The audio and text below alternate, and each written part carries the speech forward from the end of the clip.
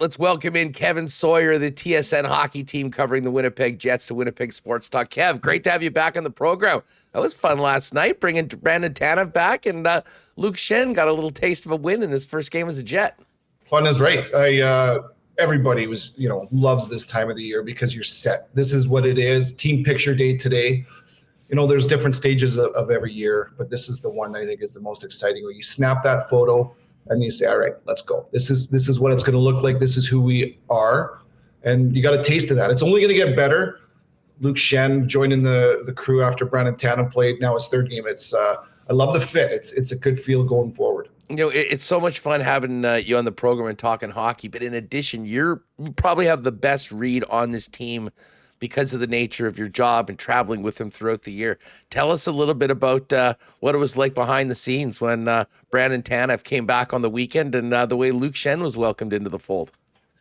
Yeah, leading up to the deadline, lots of noise. I talked to Vladimir Nemestikov on the program last night about, everything was centered around second line center and beefing up the second line. That was the hit. That was the home run for Chevy. That was his priority. There's no doubt about it. So, but what I didn't feel as anxiety, it just felt like more of the same, kind of reset every day kind of thing. And it's clear to me that the room believes and has trust in Chevy and the management that they're going to make changes if it makes sense for the team and if it makes the team better without disrupting. That happened. They didn't hit the home run. They weren't able to get done what they feel like, and I think most of us would agree that they wanted to address, and that's beefing up the second line. But then you move forward, and Brandon Tanev nearly sprints into the building in New Jersey. And it was so similar to the way he plays. It was just like, hey, boys, hair straight back, right into the room, instant fit. That's huge because you got a guy that you wonder what you're getting. You have an idea, but with this one, you know exactly what you're getting. Built-in chemistry. Scheif and Tanev were really close when he was here the first time around. He's bunking with Scheif right now. I don't need to tell you about the chemistry on the third line with Lowry if that ends up materializing. And then a lot of excitement. Now, listen, Luke Schenn isn't a blockbuster deal. He's not going to be the difference. He's a depth add, but it feels like more than that. And it feels like that for me. It feels more than that in the locker room.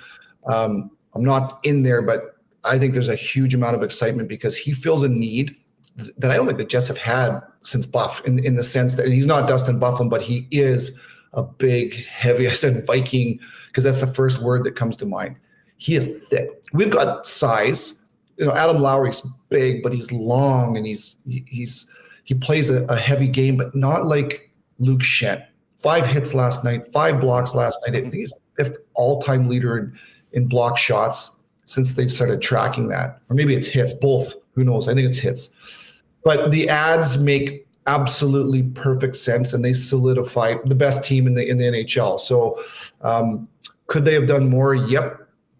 I think I have a pretty good feeling what the costs would have been for Chevy going forward to add that second line center. And if I'm right in assuming what they were, I'm glad that Kevin Cheveldayoff didn't make those moves, because this team is built to be competitive now and in the future.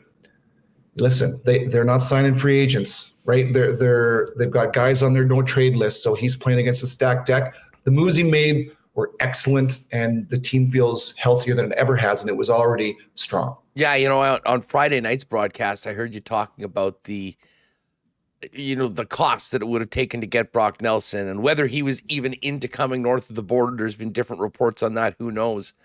But I'm sort of with you. I mean, to me, Braden Yeager, considering what you gave up to him, where he is right now in his development, the sort of player he projects to be, that's a guy the Winnipeg Jets want to have for a long time, I think, around here. And he would have been pretty tough to move off. And, while it's always nice to get, the guy that you're targeting, I'm interested in just how this all went over with Vlad, because he's done everything the team's asked of him, just signed an extension with the club. And by the way, this team is on top of the National Hockey League and has been all season long. I mean, it's pretty tough it's tough to give him a hard time about the job that he's done. Now, can you always make your team stronger? I get that.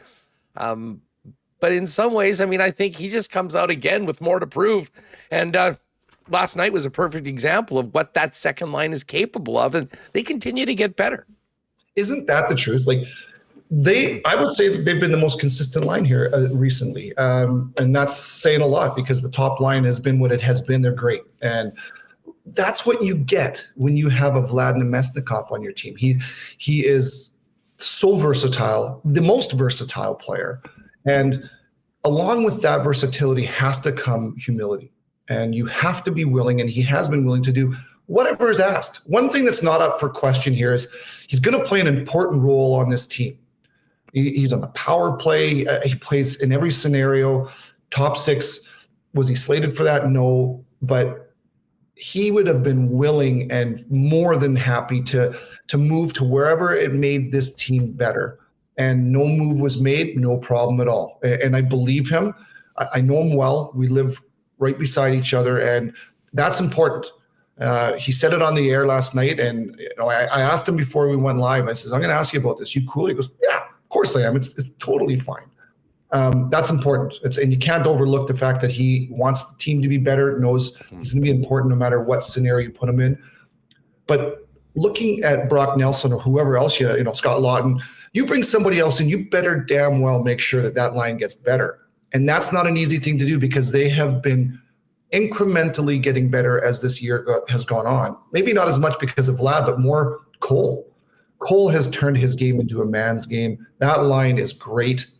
Do I wish it was bigger? I do, because they're going to get pounded in the playoffs. That when you get down to the brass tacks, you're going to get injuries. Where do you go next? All that. But I like that line. I like this team. It feels solid to me. Well, and you listen, while you mention, I want to go back to Schenn in a minute, but let's talk about Cole Perfetti and where he's at right now. I mean, what a difference a year makes, Kev. And it seems like a lot of the lessons that he learned. You put it this way: if the team learns its lessons from the playoffs last year, as well as Cole Perfetti seems to have learned his lessons from the ups and downs of last season, we could be in for a really fun spring. Well said. You know what? Well said. I totally agree. I never really thought of it from that angle, but maybe that's Cole's form of leadership, where he's the most improved player. There's no doubt about it. And you look at Dylan Sandberg stepping up. I mean, it almost seems automatic and expected now. Let's not forget, he went from 15 and a half to now he's around 21 and a half. He's been great. But Cole Perfetti is a smaller body playing on a line that needs to be tough in their own way. I said this on last night in the interview because I feel like I keep going back to the same place with Cole, and it almost feels unfair now about, oh man, all the struggles and all the sacrifice and all the setbacks and all the lessons. He's arrived, and it's now happened for long enough where it's clear to me he's redefined his game. And he has gone from a kid to a man. Like, I don't know how else to say it. He gets it. He understands, and now I think Scott O'Neill, the Jets understand what they're getting with this guy. He understands how to use his body to protect the puck. He goes to the front of the net all the time. He's making plays behind the net and out of the corners. It's inspiring, and it's the proof right there. Like, if we go back to last year and he went 23 games without scoring, whatever it was, healthy scratch, I'm like, God, is he really going to get it? Like, can he get to the level he needs to for this team to win a Stanley Cup in the top six? I don't know. Now I feel like I do. I think that he's proven, and there's more to prove. Don't get me wrong. We won't get ahead of ourselves, but huge fan of Cole Perfetti. Cole has been honest with me about how it's been crippling in the past. When we talk, off the record, it's hard. It's hard on these guys to go through those pains, and however long it was without, the goal scored, healthy scratches. But he always talked about, the input before the output, and he stuck to that, never wavered, believed in himself, to the point now where the input is what it is, and it's where it needs to be, and he's getting the output. His line's getting the output. They're getting the offense, but they're getting it the right way, where you can see the offense being generated now from him and the line is the offense that you need in the playoffs. That was the goal. I'm a huge fan of Cole because of how strong he is mentally and how he stuck with it, even though he wasn't getting the results. He didn't cheat the game. He didn't cheat himself. I think it's inspiring to see how far he's come. That is so important. So important. Imagine not having that big second line center, that beefy guy up the middle, and Cole Perfetti inconsistently going 20 games without scoring a goal. He's consistent. That line's rock solid. He's got a lot to do with it. Yeah, I'm sure, I'm not sure if there's like analytic numbers on just battles won. And often that's what it comes down to, Kevin. I mean, it's tough to do the great things that Perfetti and Ehlers are able to do if you don't have the puck. And he has been so much more determined on the wall. He's craftier as well, and he's got more jam to his game. And he was phenomenal last night, very deserving of that first star of the game. Back to Schenn for a minute. You mentioned that he comes in, he's just a different player. Man, we saw the hits, we saw the big block shots. It seemed to me that he has a special presence out there, and we talk a lot about toughness. He doesn't need to be going into every scrum and grabbing guys. It was very apparent that the New York Rangers in and around the net knew when big number 5 was there. And I'm interested just to see how much more he contributes going forward, because as we've seen in the past, he did play significant minutes with Morgan Rielly. And do you think that they'll try him with Morrissey at some point just to see how that looks? I don't think anything's off the table. I don't think they're if things go well. DeMello and Morrissey, pardon me, in that chemistry, it's been built over years. But it's nice to know that, like, Iafallo in LA played top line minutes for a long time with Kopitar, and we've seen that in times of need when there's injury or things aren't working, shake it up for a period, a game, who knows. So that's a good point by you, because that's not unfamiliar territory for Luke. You said it. The word is presence. And what he does, they call him the human eraser, blocking shots, battling net front in the corner. Doesn't matter who, he will not discriminate. And he's not Dustin Byfuglien, but he's Dustin Byfuglien-ish, where he's got that farmer strength, that he's thick. He walks into the room and you cannot help but notice him. And it makes everybody just a little bit more comfortable. Kevin, when I mentioned the potential of Morrissey, certainly he's going to play lots with Josh, of course, I'm speaking of, is going to play lots with Dylan DeMello. But I have to admit, I was watching the game last night, and I was looking ahead to, even Friday, which we'll get to, but, a playoff series where that opposition is going to be taking every run they can at a player like Josh Morrissey. And frankly, the Winnipeg Jets are going to need him out on the ice as much as possible. I loved Hayden Fleury's game last night. I thought there was a level of confidence playing with Luke Schenn, maybe that we hadn't seen in the last little while. But if you have the ability to put Josh Morrissey out on a regular shift with Dylan DeMello, and then potentially if you need to get a little more 44 out there, have him go out with Schenn, not to mention the presence that he has on it, I think Josh Morrissey could really benefit from this, even if he's not playing a regular shift with number 5. It's a great point, and something I haven't really thought about coming into this. So I love that you bring it up, because, no different than sliding Morgan Barron to center ice in the fourth line. It's new. This is the time now to play with some of these things. And what you're saying right there, whether you put Luke on the top pairing or you drop Josh down for an extra one here and there, it gives another look. It gives the other team something to think about. And your team as well, where you're like, listen, man, Josh, you're okay. I got you. And other teams are going to know that, man. When Luke's on the ice, it changes things. It really does. You look at just last night, net front, Schenn went after Rempe in the corner, hit him, and then beat him back to the net. Whistle goes, and Schenn's got that lowbrow staring right into his soul. Now, am I saying he scared Rempe? I'm not saying that at all. But what I am saying is all 40 men on both teams saw that, were watching that, and they can see this Luke is not going to back down from anybody. As a matter of fact, he's going to initiate. That is massive. That kind of stability and like that big brotherhood, it goes a long way. So with Josh, you're right. He's going to be on the ice. He's going to get hit. Josh is good at protecting himself in his own way, but just another place you can go, and you have to be willing to switch things up if they don't work in the playoffs. If you want to win, that's an option. Kevin Sawyer's with us here in Winnipeg Sports Talk. You mentioned Morgan Barron. One other thing coming out of the trade deadline, and part of it, I guess, was the fact that Kupari was out for a couple games, but you bring Tanev in. Alex Iafallo is not going anywhere in this lineup, and Morgan Barron gets moved to center. We had seen him play very briefly at center early on. What do you think the thought process behind it has been, and how have you liked the look of that fourth line with Tanev and Iafallo on the wings with Barron in the middle? I've liked it. And this is not an easy time of the year to try something new. Barron's played a little bit of center last year, played center in junior at times, but it's not an easy slide where the responsibilities are a lot more in the center ice position. I would say this, Logan Stanley throughout the course of the year, listen, I know he gets beat up, and you know what? I respect the fact that the Jets give him runway to get better. He got better in ways slowly. He still makes mistakes, big ones at times. But now you get to the trade deadline, and I think that the Jets, and these are my words, not Scott Arniel's, they're going to dress their best possible lineup to win. Is Logan Stanley on that lineup? No, he's not. And Hayden Fleury is on the ice. I think he should be, because I think he's their next best option. Between Rasmus Kupari and Morgan Barron, now that you have Tanev, if you have to choose between those, Rasmus has been excellent this year. He really has. But I'm not putting him in the lineup over Morgan Barron. So now you have to find somewhere else to go. And I love the fact that Scott Arniel is doing that now.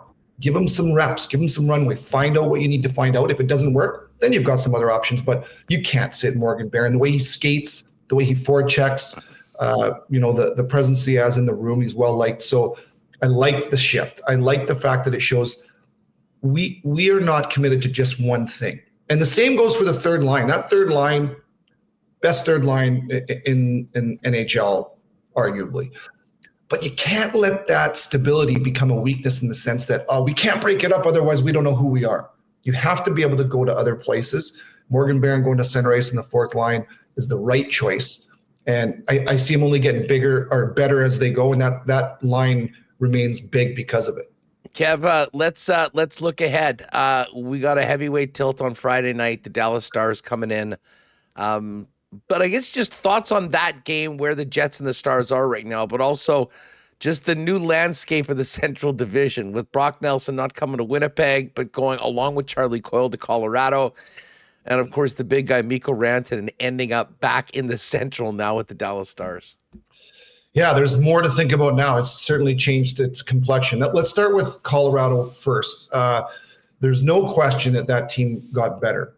But I wonder, it's one thing in the regular season, even this time of the year, to win and be good. But when it gets turbulent, and say you're down in a series, there's something to be said for the reps and the continuity of your room. And they've made such an overhaul. Both their goaltenders are new. They have 5 new forwards. I think they have 2 new D in right now. They've had 12 different guys in and out their door, not to mention a superstar in Rantanen is out. So are they better? No doubt they are. I don't know that I'm as worried about Colorado as I am of Dallas. Dallas is a team that's been pushing for years. They've got 2 games in hand. They trail the Jets by 8 points. We know that. This game coming up on Friday, we've had a few this year that were earmarked, those back-to-back Florida ones, the Washington Capitals, best on best, who's better, Jets win that one in Washington. There is no bigger game this year than this one, no doubt. It's a 4-point game. You could argue that, hey, man, first place in the Central Division and the Western Conference is up for grabs. And I think that the Jets need to go into this game pressuring themselves without being pressured up. And the reason I say that is twofold, because of the value of the game, and also because that heat that you feel and that you put on yourself, expectation in an elimination game in the playoffs, is the heat you have to feel and still find a way to be comfortable and perform. Pressure yourself up. This is the biggest game of the year. Don't pretend like it isn't. They know it is. And I'll just say this too with Dallas, and this is, you're going to think maybe I'm crazy. I think Carolina is a better team without Rantanen. And here's why. He's not a better, or he's a way better player than Logan Stankoven, who they got in return for him, plus a couple of first rounders. But the fit and the drive forward, that pace for Colorado, it's a better fit. Nobody knew more about Mikko Rantanen than the Colorado Avalanche. They could have afforded to keep him. They chose not to. That's fine. So what I know for sure is he's a scorer. He's a big body. He's been there. He's won a Stanley Cup. Is he a driver? Does he make that team better by driving? I don't know. Why didn't Colorado keep him? When the game is on the line, Is he the difference? Maybe not. I don't know. I still like that kind of us against the world mentality. The Jets didn't get their superstar. We were good anyway. I like it. So there's a lot of backstories behind this one. It is the most, I can't believe they're letting me in for free. I'll tell you what, I mean, for weeks I've kind of been looking, man, Friday night downtown, the team coming off the road, big divisional game. Well, post deadline, we get a chance to see Rantanen in for the first time with Dallas. And there's an opportunity here for the Jets. I mean, if you can win this game in regulation and go 10 up, I think you feel pretty good about locking down first place. If it goes the other way, again, I mean, we are in a dogfight right till game 82. And there is a big time carrot. I mean, with all due respect to the teams that are in that wild card spot, Kev, getting first place and having Colorado and Dallas beat the hell out of each other for 2 weeks before you may see them in the second round. I mean, that's the path to success for the Winnipeg Jets, not having to do that twice. Isn't that the truth? If you drop to second, the pressure's already on, an expectation to get out of the first round. But then the fact that you got embarrassed last year in the first round from Colorado, let's just avoid that for now. But just to go back to the value in this game, and it's going to be dealt with the right way, where you win it.